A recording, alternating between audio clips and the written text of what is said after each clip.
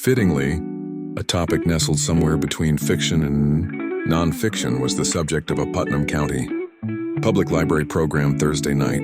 More than 40 persons came to the library to hear stories and learn about the legendary Sasquatch, or the infamous Bigfoot, and judging from their reaction, the audience wasn't disappointed at what wildlife biologist-naturalist Tim E. Cassidy and Steve Abney, director of the Indiana chapter of the North American Fortean Society, shared in the 2-hour program.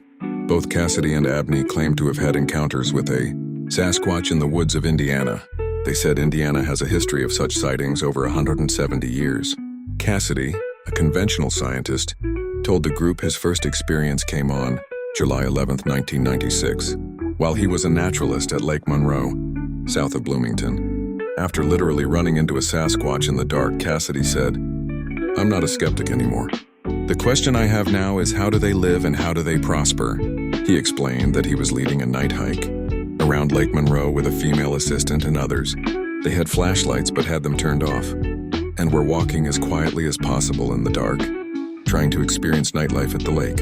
"It's hard to talk about, it still is," he said, noting that reality changed for him that night, not as much by what he saw but what he smelled.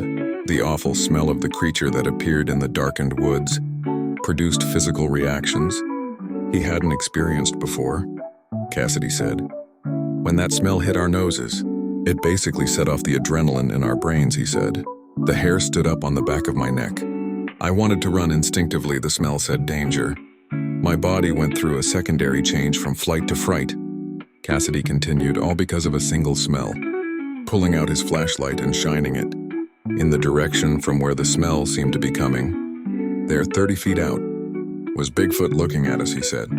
When people ask how he looked, Cassidy reacts by cowering and throwing an arm up in front of his face, like it had a flashlight in its eyes. He described the creature he saw as about 8 feet tall. "I wanted to hug him, to be honest," Cassidy said. Meanwhile, his female coworker was on the verge of hysterics. She screamed, "Let's get out of here," and Cassidy said, "It was the only time I've run from anything in my life." The woman quit about a week after the experience and is no longer even a naturalist, Cassidy said. The first sightings in Indiana date back to the 1830s, Cassidy said.